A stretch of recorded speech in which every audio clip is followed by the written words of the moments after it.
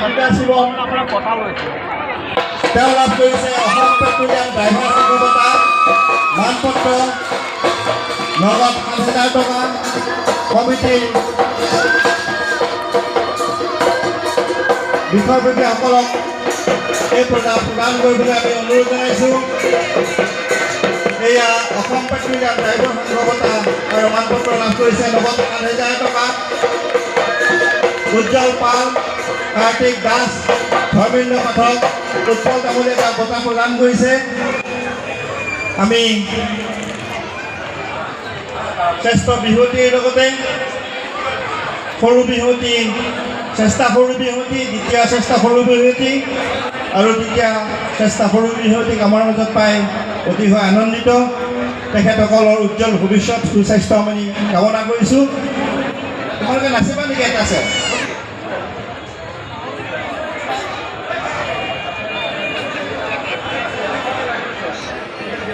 তেওঁলোকে তিনিওজনে আমাৰ সৰু বিহুৱতী যোৱাকালি অতি সুন্দৰ নাচিছে তেওঁলোকে।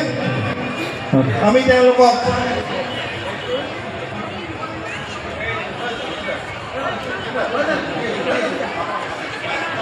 এয়া উজ্জ্বল পলে হাবিতা শিৱমক বঁটা প্ৰদান কৰিছে।